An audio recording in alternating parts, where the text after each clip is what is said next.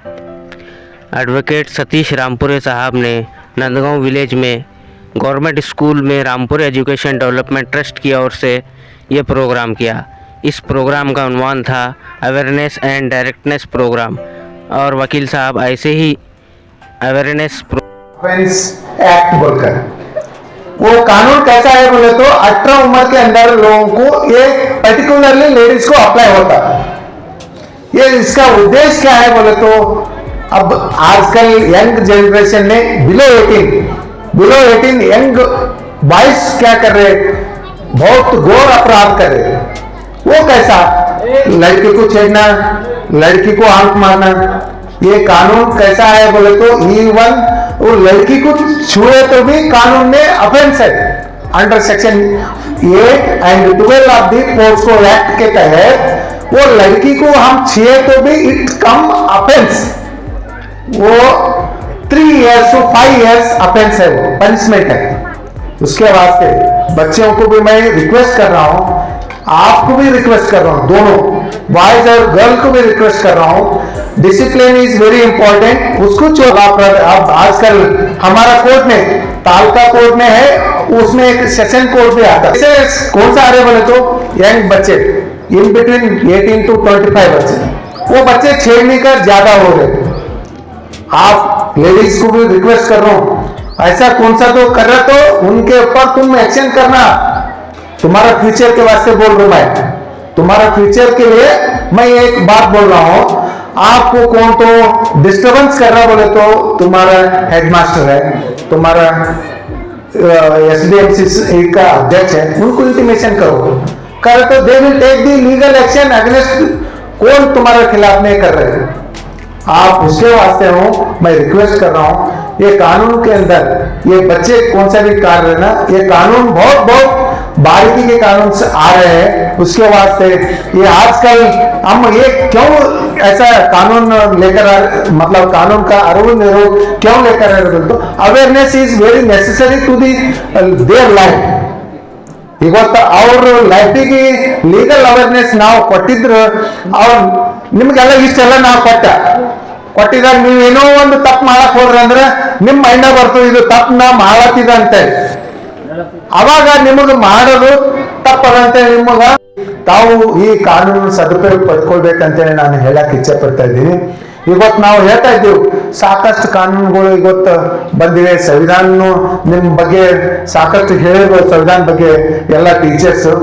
ಆದ್ರೆ ಸಂವಿಧಾನದಲ್ಲಿ ಒಂದು ಆರ್ಟಿಕಲ್ ಇದೆ, ಈಗಾಗಲೇ ಶಂಭು ವಕೀಲರು ಹೇಳಿದ್ರು, ಆರ್ಟಿಕಲ್ 51(1) ಕೆ ಕೆಳಗಡೆ ಸಂವಿಧಾನದ ಅಡಿಯಲ್ಲಿ 6 ವರ್ಷದಿಂದ 14 ವರ್ಷದ ಮಕ್ಕಳಿಗೆ ತಮ್ಮ ತಂದೆ ತಾಯಿಗಳು ಅವರಿಗೆ ಎಜುಕೇಶನ್ ಸೌಲಭ್ಯ ಕೊಡ್ಬೇಕಂತ ಹೇಳಿದೆ।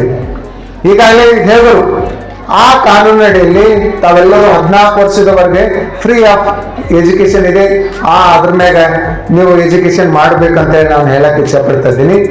ಎರಡನೇದು ಇನ್ನೊಂದು ಕರ್ನಾಟಕ ಚೈಲ್ಡ್ ಲೇಬರ್ ಆಕ್ಟ್ ಇದೆ, ಈಗಾಗಲೇ ಅವ್ರನ್ನು ಹೇಳಿದ್ರು, ಆ ಕಾನೂನಿನಡಿಯಲ್ಲಿ ಈಗೇನು ಬಿಲೋ ಪುವರ್ಟಿ ಮಕ್ಕಳಿದ್ದಾರೆ ಅಂತ ಮಕ್ಕಳಿಗೆ ನಮ್ಮ ತಂದೆ ತಾಯಿ ಏನ್ ಮಾಡ್ತಾರೆ, ಹೋಗಿ ಅಲ್ಲಿ ಕೆಲ್ಸಕ್ಕೆ ಹಚ್ತಾರೆ।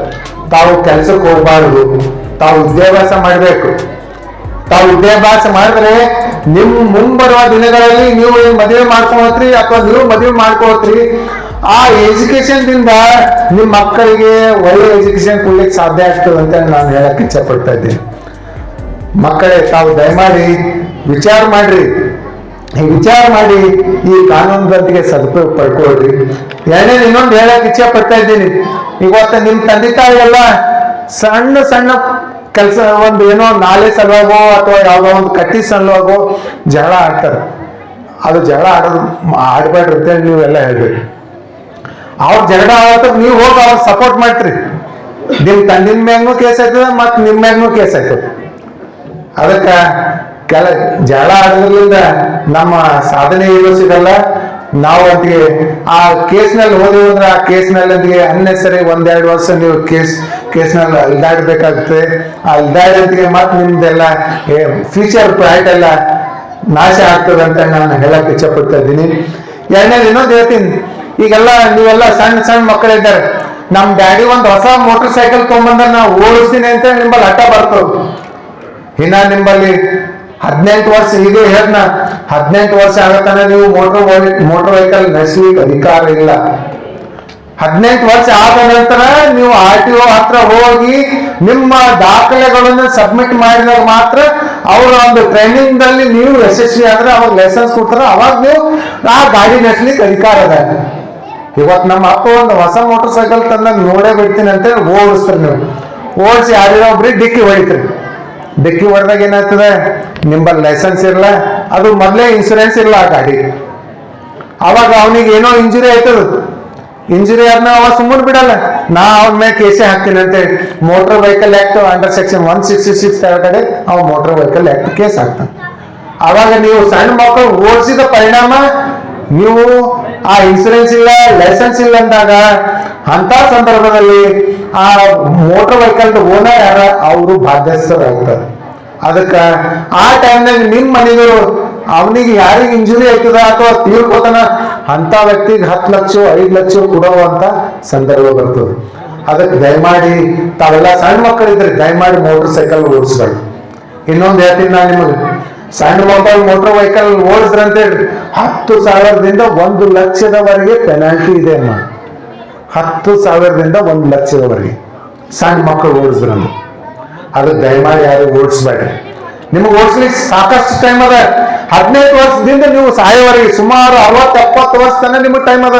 ನೀವು ಎಷ್ಟು ಶಾಲೆ ಓದ್ಬೋದು, ಶಾಲೆ ಓಡಿಸ್ಬೋದು, ಏನ್ ಬಿ ಮಾಡ್ಬೋದು.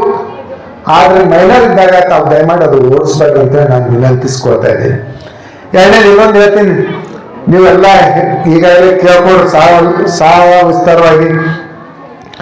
ಇನ್ನೊಂದು ಹೇಳ್ಬೇಕಾದ್ರೆ, ಈಗ ನೀವು ಕಾನೂನು ತಗಂತಿಗೆ ಬರ್ಬೇಕಾದ್ರೆ ಒಂದು ಶಿಷ್ಟಾಚಾರ ರೋಡಿನ ಲೆಫ್ಟ್ ಸೈಡ್ಗೆ ಬರ್ಬೇಕಂತ ಹೇಳ್ದ.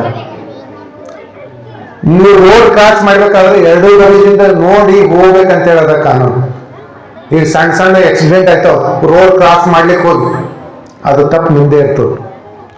ಸಣ್ಣ ಮಕ್ಕಳಿದ್ರಿ ಈಗ ನೀವು ಈ ನಮ್ಮ ಅಂಬೇಡ್ಕರ್ ಚೌಕ್, ಬಂಗೋಡೆಸ್ ಚೌಕ್ಲಿಂದ ಆ ಊರಿನ ಆಚೆ ಕಡೆ ಹೋಗೋರಿದ್ರಿ, ಹೋಗ್ಬೇಕಾದ್ರೆ ಏನ್ ಮಾಡ್ಬೇಕು ನೀವು, ಮೊದಲ ಆಚಿ ರೋಡು ಈಚಿ ರೋಡು ಕ್ಲೀನ್ ಇದ್ದಾಗ ಅವಾಗ ನಿಮಗೆ ಹೋಗ್ಲಿಕ್ಕೆ ಅಧಿಕಾರ ಅದ. ಮೋಟರ್ ವೆಹಿಕಲ್ ಆಕ್ಟ್ ರೂಲ್ಸ್ ಕೆಳಗಡೆ ನೀವು ಸಡನ್ ಆಗಿ ನಾನು ಬರ್ಲಕ್ಕ ನಾ ಹೋಗ್ತೀನಂದ್ರೆ ಒಂದು ನಿಮಗ ಅಪಘಾತ ಆಯ್ತದ, ಎರಡನೇದು ನಿಮ್ ತಪ್ಪಾಯ್ತದ.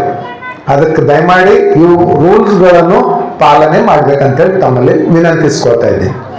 ಮತ್ತೆ ಇನ್ನೊಂದು ಹೇಳ್ಬೇಕಾದ್ರೆ, ಇನ್ನೊಂದು ಸಣ್ಣ ಸಣ್ಣ ಮಕ್ಕಳೆಲ್ಲ ಮೊಬೈಲ್ ಮೊದಲು ಹೋಮ್ ವರ್ಕ್ ಮಾಡ್ತಿರೋ ನಿಲ್ಲೋ, ಏನ್ ಮೊಬೈಲ್ ನೋಡ್ತೀರಿ? ಮೊಬೈಲ್ ನೋಡೋದು ಬಿಡ್ರಿ, ಹೋಮ್ ವರ್ಕ್ ಮಾಡ್ಬೇಕು. ಈಗ ಇತ್ತೀಚೆಗೆ ಒಂದು ಹೊಸ ಕಾನೂನು ತಂದಾರೆ ಕೇಂದ್ರ ಸರ್ಕಾರದವರು, promotion and regulation of online gaming act ಅಂತ ಹೇಳಿ 2025 ಇವತ್ತು ನಿಮ್ಗೆಲ್ಲ ಇದ್ರ ಬಗ್ಗೆ ಗೊತ್ತಿಲ್ಲ.